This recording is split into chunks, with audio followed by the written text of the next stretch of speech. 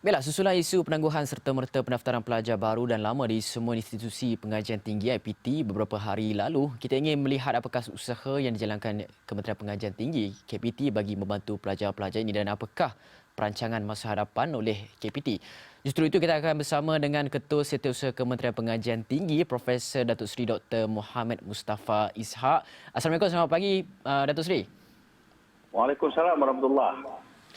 Datuk Seri, kita nak lihat sebenarnya apa yang terjadi. Pengumuman KPT dilihat ramai pelajar dan juga ibu bapa sebagai sasaran akhir sekaligus dianggap membebankan mereka kerana ada yang terkandas dan sebagainya. Apa yang terjadi? Boleh Datuk Seri ceritakan? Ya, saya fikir penjelasan ini perlu diberikan kerana barangkali ada setengah pihak termasuk pelajar-pelajar yang mungkin keliru dan tidak memahami kenapa kita membuat keputusan yang agak drastik sebegini ya. Sebenarnya kalau kita lihat dalam keadaan kes COVID yang meningkat ya pada 1 hari bulan 260 kes ya, 2 hari bulan 287 kes dan semalam 317 kes. Dan di negeri Sabah ya, di Pantai Timur hampir semua kawasan yang terlibat ya. Dan di Sabah saja kita ada jumlah pelajar yang sangat besar. Di kawasan-kawasan yang terjejas dengan COVID-19 di Timur Sabah saja kita ada 7,673 orang pelajar. Kalau seluruh Sabah angkanya sampai 10,000 lebih. Dan jumlah pelajar yang akan masuk, yang akan bergerak merentas negeri, merentas sempadan, ya, dari Sabah tak dibenarkan ke Sarawak sekarang ini. Dari Sarawak juga jumlahnya besar. Dari Semenanjung yang nak ke Sabah ke Sarawak juga besar.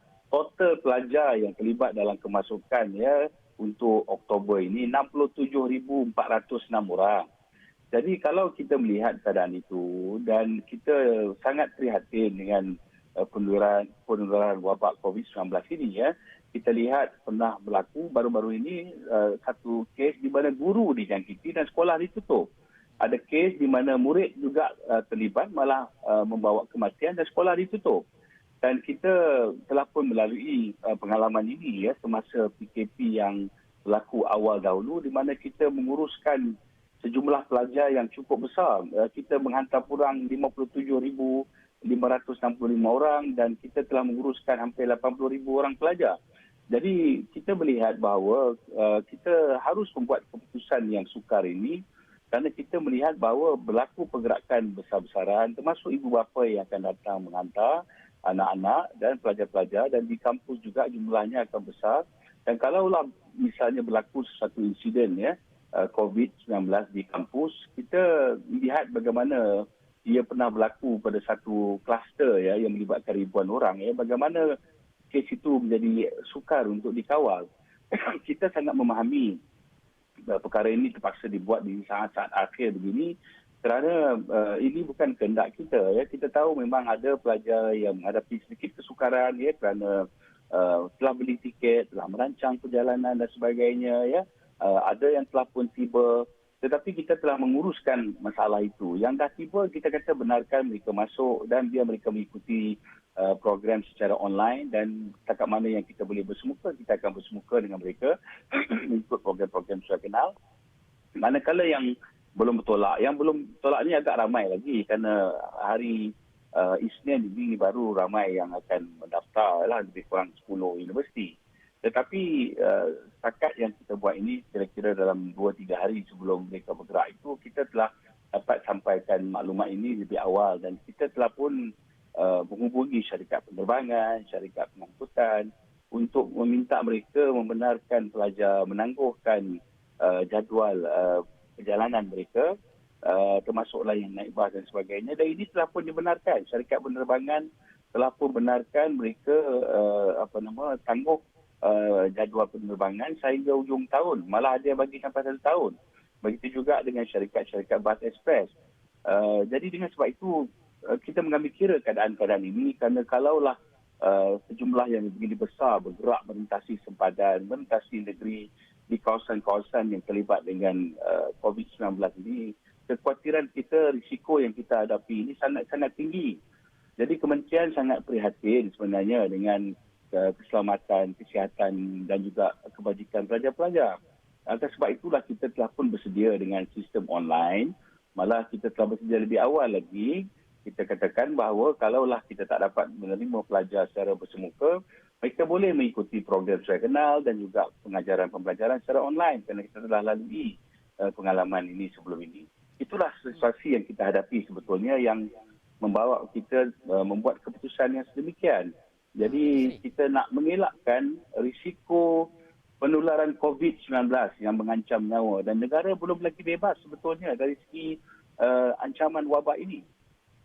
Datuk Seri, selain daripada dalam talian juga ada sebenarnya pelajar yang merenggut sudah tidak boleh belajar dalam talian. Persekitaran di rumah tidak sesuai untuk ada yang merenggut, ada yang menyatakan bahawa persekitaran di rumah tidak sesuai dengan sesi pembelajaran dan sebagainya. Ibu bapa tidak faham akan tugasan-tugasan yang mereka dapat, ada yang terpaksa buat kerja rumah dan ada juga kumpulan pelajar-pelajar yang mempunyai keluarga yang orang kata broken family lah. Dan adakah KPT akan mengarahkan semua IPT untuk membenarkan pelajar tinggal di kolej kediaman untuk meneruskan sesi pembelajaran bagi kumpulan-kumpulan ini yang mengalami masalah untuk pembelajaran di rumah?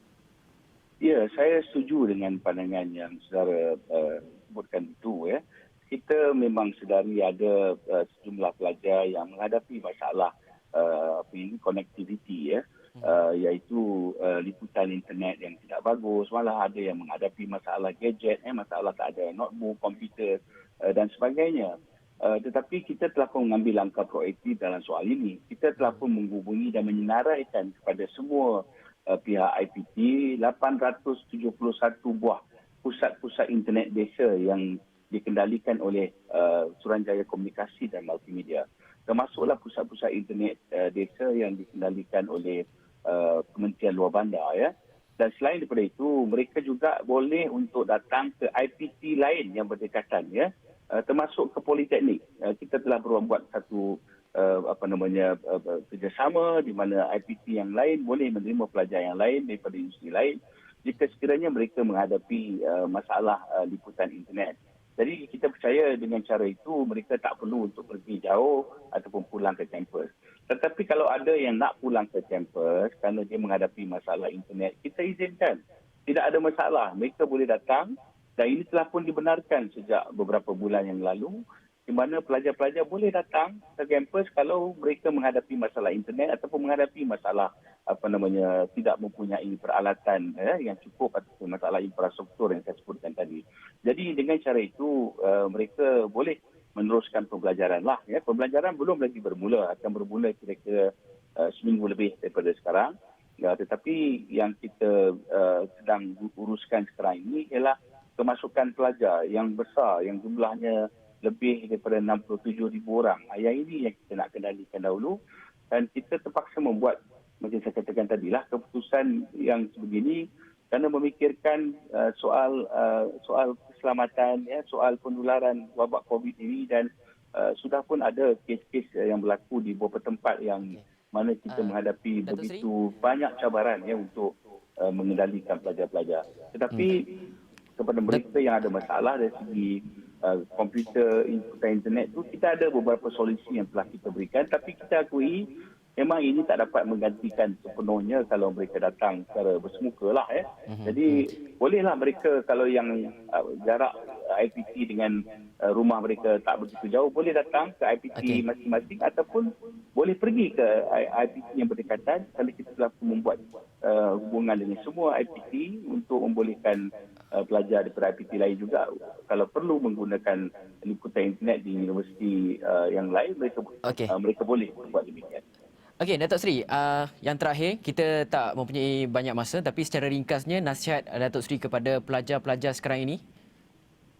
Ya, nasihat saya supaya bertenang kerana kepada kita di kementerian, terutama sekali Yang Berhormat Menteri, sangat prihatin dalam soal keselamatan dan kesihatan mereka, termasuk juga ibu bapa dan juga masyarakat yang lain. Jadi ini keutamaan kita dan inilah betulnya keutamaan negara sekarang ini. Kita nak membendung wabak COVID. Perjuangan kita ini belum selesai lagi. Memang akan ada sedikitlah kerugian yang berlaku, tapi kita sedang urus isu-isu yang melibatkan pelajar yang kerugian sedikit dari segi kos tambang dan sebagainya supaya mereka tidak begitu terbeban. Dan di mana yang boleh kita berikan bantuan, kita akan cuba bantu. Yang dah masuk ke dalam kampus, tak ada masalah. Terus berada dan pihak universiti akan uruskan mereka. Dan kita harap dengan cara ini kita dapat mengawal penularan COVID-19 dan jika sekiranya keadaan ini pulih ataupun beransur pulih, insya-Allah kita akan cuba memberikan ruang untuk pelajar-pelajar yang ada masalah untuk pulang ke kampus secepat mungkin dan kita akan cuba jaga segala SOP yang telah pun ditetapkan oleh pihak Kementerian Kesihatan. Okey, baiklah. Terima kasih Ketua Setiausaha Kementerian Pengajian Tinggi Profesor Datuk Seri Dr. Muhammad Mustafa Ishak atas keperincian dan juga penjelasan yang menyelubungi isu mengenai pelajar IPT itu.